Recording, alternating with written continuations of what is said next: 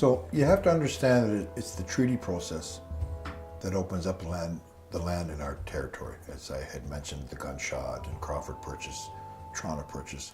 Those treaties that found their are rooted in the Royal Proclamation. That's what opens the land. And rightly or wrongly, once that door was opened, there was no shutting that door.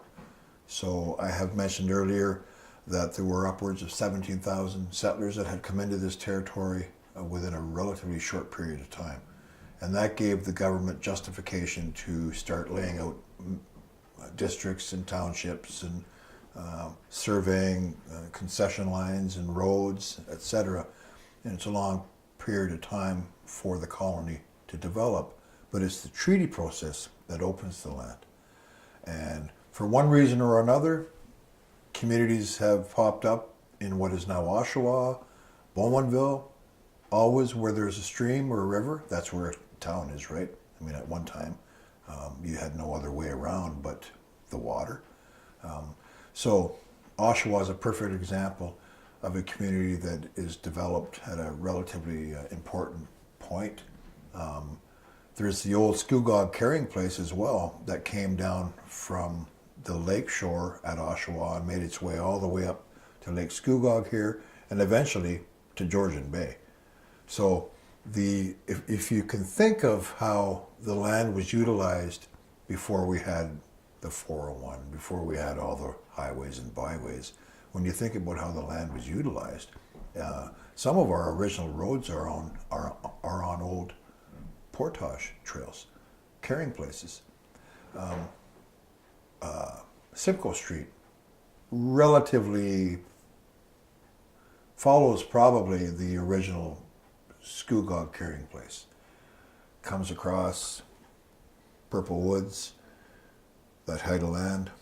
I mean, you can see Lake Simcoe. If you come across there, it makes perfect sense that that would be the trail that the people used. So when you think about how Oshawa was created, well, you can pretty well source that information out. How Oliverville or how Oshawa or how Bowmanville or Whitby, all those communities, how they popped up. But the key is understanding what the treaties allowed for. And the treaties allowed for the taking up of land for settlement. And so from there, once that door is open and townships and counties were created, municipalities were created, villages were created, then you have what you have today. Like it or lump it, there's something that's important to understand about how the land along Lake Ontario was taken up. I don't believe that our people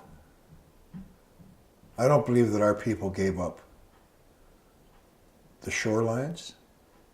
They didn't give up the islands and those harvesting sites all along the lake shore.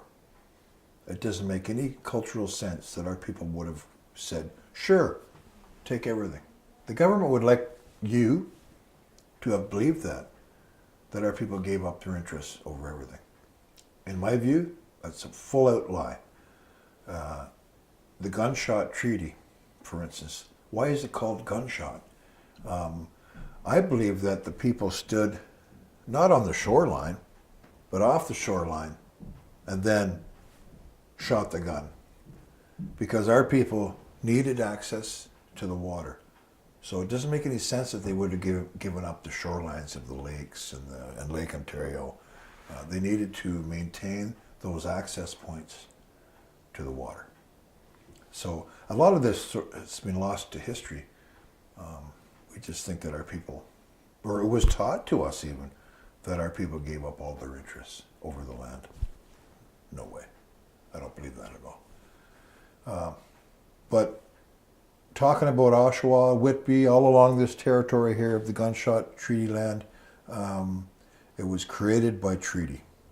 It was the access was afforded by the way of the treaty process.